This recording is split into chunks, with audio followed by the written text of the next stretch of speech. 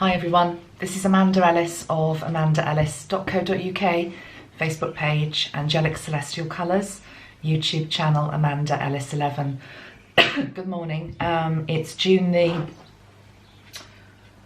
4th, 2017. I'm looking behind me because I wasn't expecting to be sitting here making a video today, and so excuse my appearance and everything, but anyway, Metatrons just asked me to sort of get online basically and say something in the light of another terror attack in London last night. The third we've had actually in a few weeks now. So what to say about it, okay? There are a few things that I'd like to say actually, and those of you that don't follow my Facebook page, I already have written quite a bit about my feelings on this subject really after the Manchester bombing and a spiritual response to it, so I'm not going to repeat that. What I'd like to do is just go over a few points that have come to me this morning that hopefully might bring some comfort to you or just help you see things maybe in a different perspective, okay? So I'm going to firstly spray some white energy around myself and you. So if we just take a nice deep breath in and take a breath out and welcome in the light. So we're always going to have the light, whatever's going on in our world. I woke up. Okay, I'm just going to be real. Okay, I've no idea really what I'm going to say, so I'm just going to go with what's coming to me and tell you my response. I woke up this morning. And I knew that it had happened because they always seem to happen just before you go into bed in the UK. So I was aware something was unfolding about 11 o'clock last night, and I got the gist of it, and I really didn't want to follow it. I didn't want to go and put the news on. I just wanted to go to sleep really, to be perfectly honest with you, and forget about it, which is probably what a lot of us feel like from time to time. It's like, you know, ask the angels to be there, and it's like, you know, I'm tired. And I woke up this morning just feeling I'm just tired of this. I feel jaded by this, and I'm sure many of you do as well. I'm tired of the darkness in our midst. I'm tired of the fear. I'm tired of the terror. I'm tired of the ignorance and the intolerance that's out there. And you know, each time the response will always be that the light is stronger than the dark, but we have to own our feelings that come up after attacks. And this week, which, as I say, it's the first week in June, it's been a terrible one, you know, in terms of what's been going on in the collective, not just here in the UK with terror, but there've been some truly awful attacks in other places around the world: Kabul, Baghdad, the Philippines. I'm sorry if I've forgotten another one. They're happening now with such regularity that it's hard to keep track of them all and to send the light out that's needed each time. So yeah, I woke up and I just felt jaded, and I also had a feeling of this sort of this heaviness in my gut more than anything. It was like that sinking feeling, you know, when you wake up and it's like, oh, okay, I'm gonna have to face this again. Gonna have to talk about this again. I'm gonna have to look at our responses to this again, knowing that it won't be the first time and it won't be the last time. And then I sort of identified what that feeling it was within the gut, and of course it's fear, okay? So we all have that after events like this. So you've got to breathe into it. You have to breathe into it and acknowledge it firstly, and then just let it go, okay? Because it serves no purpose, and you certainly don't want it lingering there within the body. It is just fear, and it's perfectly okay to have that response because we're human beings, and that's, you know, it's part of the human condition. Metatron was also talking about the fact that we have the resilience of our ancestors in our blood. And by that he means that humankind, this isn't the darkest hour. It might feel like that because this is your incarnation on this planet, and it might feel as though it's the darkest hour, but it's not the darkest hour. There have been dark hours before, and the world has recovered from them. And I was really thinking, particularly from a UK perspective, of the Second World War in particular, where London in particular got bombed night after night after night, and it went on for I don't know how many months, how many years, and not just London, of course, but many other cities, and also German cities. And of course, this is still happening today in other places around the world. Look at Syria, you know. But somehow the human spirit survives. And the thing is, you can't bomb people into submission. You can't terrorize people into submission. The human spirit will always prevail. Our ancestors prevailed. Our ancestors were able to rebuild their world, and we will be able to do the same. So it's almost as though we need to dig into the strength of that ancestral blood that we all have running through our bones and our bodies. Because you can't destroy the light. Okay, so however many attacks there ever were, however many there will be still to come, and sadly there will be more to come, you can never distinguish the flame of hope, of light and of love, and that will always prevail in the long term. But short term it's very difficult. The other thing that I was angered by this morning, and I wanted to raise as a subject, is conspiracy theories, false flag theories. And I'm sure that some of you watching my channel probably believe in that. I said on my Facebook page this morning that there are conspiracy theories that I do believe in. And I don't really want to go into which ones in particular now, because it detracts from what I'm trying to say. But I just want to come across as somebody that has an open mind, basically. And there are definitely events that happen in our world which are orchestrated by higher powers to keep us under. But I don't believe that every single thing that happens is conspiracy or false flag. And I really don't like the way that within hours of an attack happening, like the one in London, people jump on the bandwagon and say, oh, it's a false flag, it's this, it's that. And the guidance that Metatron gave this morning was, he reminded us of what he said in the June video that I've already posted, which was to use both our rational minds and our hearts. And that was a message particularly for this June. So this June has already been difficult. We're only 6 days into it. And you have to have a balanced approach. You have to use your mental analytical mind. And if then, having looked through all the facts, all the figures, having looked at multiple news sources, not just one, you come to a conclusion that something is a conspiracy or a false flag, then absolutely I respect that. But what I don't respect is when people just, as I say, decide without having looked, without having actually, what Metatron is calling, without actually gone round the hospitals or gone round the police stations or gone round the streets where it happened, or talked to the people that witnessed it, whether it happened or not. Because otherwise it's almost as though we're just giving our power away again. And it's like we're all going down a rabbit hole. You know, it's like Alice in Wonderland stuff, this. One of the biggest dangers that we have in the world at the moment is not just the scourge of terrorism that is trying to blight our planet. It is the proliferation of fake news. And the danger with that is that now anything can be called fake, and people will just almost like put it into a box that, oh, that's fake, it hasn't really happened, or it hasn't happened in the way that, you know, the media are portraying it, so I'm not going to bother looking at it. And it's really, really dangerous territory for all of us. We've really got to get a bit intelligent here, you know. And I'm talking here about our heart's intelligent, because our heart's intelligence, because the heart has its own brain cells, believe it or not.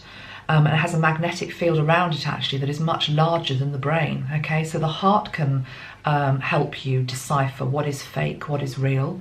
But don't forget your mind, you know, and the mind needs to process information. It needs to sift through facts. It needs to look at multiple sources. Don't look at just one source and make a conclusion from that, please. And it's a real plea from Metatron, because we're all adding to what he is calling the madness of the world at the moment by doing this. So respect to anybody that has an opinion either way with regard to false flags, conspiracies, but make sure that you have made that opinion via a considered approach, okay? And it's not knee-jerk. There was something I wrote, I'm sure very recently, or maybe I put it on a video, because I write quite a lot and I post quite a lot, so I can't remember exactly when I say things, but I'm sure Metatron said something along the lines of, what we mustn't do is charge in like a bull in a china shop. And that's what I mean here. It's sort of making sense now what he was talking about, because that's what a lot of us are doing. We're just jumping to conclusions, we're implicating others, and we're not owning basically what needs to be owned, which may well be a reality that is out there. Even if you believe it's a false reality, it still has to be dealt with. The emotions that come up have to be dealt with. We can't just box things away, okay? I'm going to draw a card now, okay? And this is from a new deck that I've got, which is the Kyle Gray, Keepers of the Light Oracle cards. It's his first deck that I've ever had, actually. I saw these and they jumped out. So let's see what we get for today, okay? So don't believe Metatron is even in this deck, so we're just going to ask him as a gatekeeper energy, which he is, which is the Ascended Master of Light, or Keeper of Light, that we need to be turning to or just hearing from at this time. Okay, he's telling me to stop there. And it's Gaia. And then on the bottom of the pack is Jesus, forgiveness. Okay, so we've got two. We've got Gaia, Mother Earth, and she is saying to us, be mindful of the planet, come back to Earth and stay grounded. That word grounded feels very important. When I was talking about the rational, analytical mind and the balance that is needed, sometimes we, if you think about going down the rabbit hole or, going off into la-la land, it's because we're not grounded, okay? Don't accept anything that is said to you at face value. Question everything. You have to be your own gatekeeper of truth. And then we've got the energy of Jesus coming through, which is about forgiveness. And it says, you're on the path of light, love and forgiveness. Father, healing is possible at this time. I also want to put with the Christ energy, actually, because I'm working very much with the 7 archangels this month, because I'm running a course on them. Archangel Zadkiel. I've got this little Zadkiel pebble stone here, and one of the things it says on it is freedom, change, understanding and comfort. But the Zadkiel energy, because it's purple, is also very much linked into the need to forgive, okay? And again, I have to say this, the whole false flag thing, conspiracy theory thing, if that is what you believe, then there also has to be a degree of forgiveness for the people that might be doing that, okay? So it's as though we can't escape. Hi, sorry, the camera died on me. In fact, I thought it hadn't recorded, so I'm coming back to this about half an hour later. I'm vain enough to have stuck some eye makeup on as well. Oh God, we have to keep a sense of humour. I think what I was saying was that there is no escape, okay? And what I meant by that was that whether you believe in conspiracy theories, false flags or not, you still have to look at your emotions and you still have to deal with your responses. And a song that I was playing in the last half hour, just whilst I was having a little break before coming back to this, was Pink Floyd's Comfortably Numb. And it was a song that came to me this morning. And I think why it came through as an energy, because Archangel Metatron often gives me songs in particular when they've got lyrics that are important, is there is a danger that we all become comfortably numb to the horrors and the atrocities. And many people already have become comfortably numb to the things that happen in the wider world. And it's only when they sort of come into our communities that we seem to take notice of them.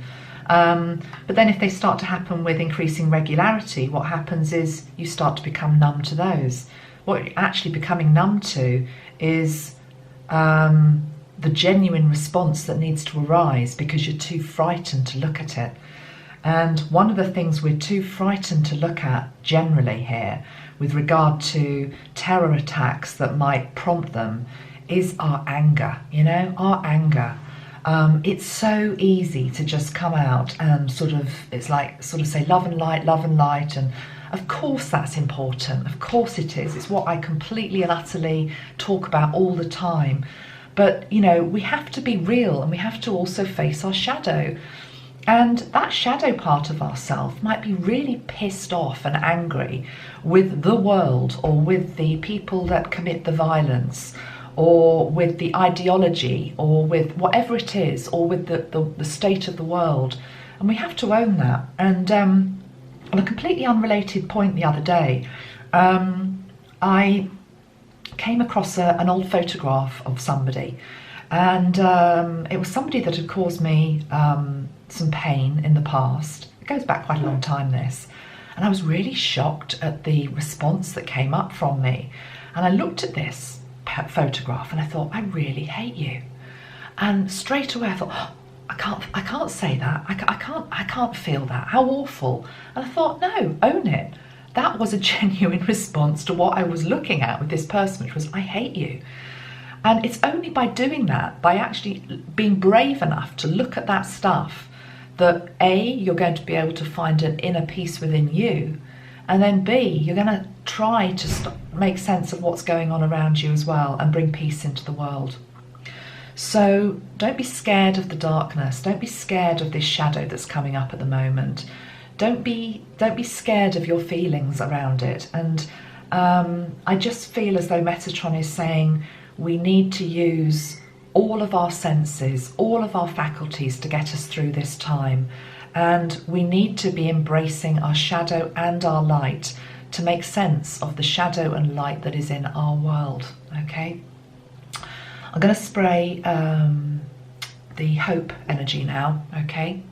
Because that's the first one that I reached for this morning when I heard the news from London. And let's just see what comes through with the hope energy. This is an olive green energy, okay? And straight away I'm being told to talk about the olive branch on the front here, okay? So the olive branch is a symbol, isn't it? That we hold out our hand to those that have hurt us, that betray us, that anger us, and we have to do that. We have to hold out the olive branch, which is to do with peace and reconciliation, rather than close our hearts and become very jaded and bitter and angry. And I am directing this to people that are watching this video, and if you're watching this video, I'm sure you are on your spiritual path, you're trying your best, just as I am trying my best. And most of the time you're trying to embody a fifth dimensional energy around you and live your life in a good way. That's what we're all trying to do. But what this is saying is it's asking you to really think about maybe the people and situations in your own life where you have got real resentment, you have got anger, and it might be that you've buried it so deep and you've disguised it so well that you don't even know it's there. I didn't know that this anger that I felt towards this person was there until I saw the photograph that prompted it the other day. Okay, so it's like we've got to get it out. We've got to weed out this this anger, this frustration, this hatred that we all have within us to a degree. And then it's about, once we've done that, it helps to dissolve the wider energy that is out there as well, okay? So the first thing I'm seeing is the olive branch.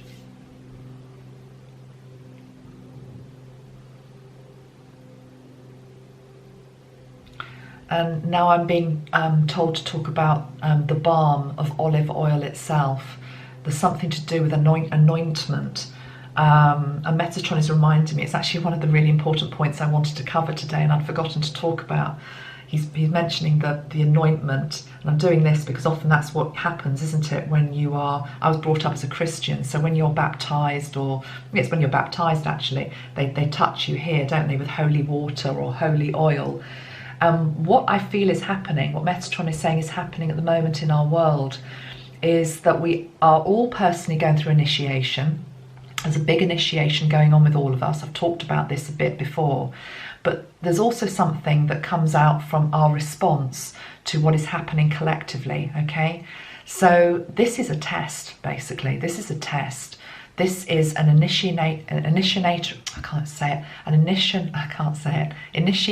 It's a phase that we're going through. Sorry, I did say that I was going to be rusty today. As I said, I wasn't expecting to make this video. It's an initiation phase, and it's to do with how are we going to respond to these big things that are happening in our world, okay? Are we going to respond with love, compassion, and the olive branch, or are we just going to basically, you know, put ourselves in our bunker and turn to the easy way out, which basically is to point the finger of blame, recrimination, and that's just going to lead to even more of the same, okay? So that's another thing he wants you to think about. All right, I'm going to pull one final card and then I'm going to leave it here for today, because as you can probably hear, I've got dogs barking, doors slamming, there's kids wanting to go out. I just wanted to really get my face out there today to say hello to you all and to really send you my love as well, you know, because we're all in this together, and we will get through it together, okay? But we'll get through it quicker by acknowledging all aspects of it, okay? The light and the dark. Okay, one final card here, please, Metatron. And he's saying this one. Lady Portia. Divine order. Do what you feel is right. An important lesson is unfolding. So again, we've got those colours coming through here of the purple and also the pink, which of course is the energy of love as well. And I'm being told to read the message that goes with this card. I have no idea what that is because I only got them yesterday. Okay. Okay. This powerful goddess is a figure of justice and peace. She brings order and opportunity to every experience.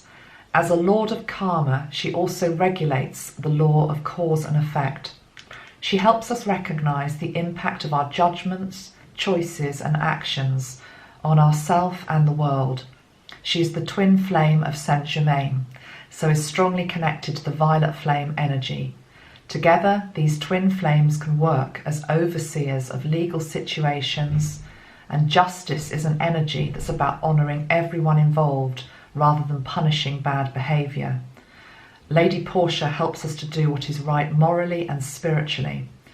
And it talks about a call for justice is being brought into the open.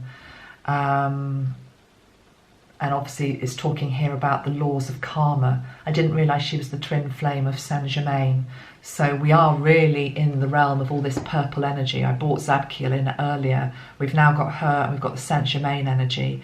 And I guess it's a message to all of us to invoke the violet flame around ourselves, to transmute the lower energies that are there, and also that when we see these awful things happening in the world, to send the violet flame energy out to every person, every soul affected, and be that the victim or the perpetuator who at the end of the day is operating from a place of darkness and who, like all of us, really needs the light to heal that. With love to everybody this Sunday, I send you peace. Bye-bye.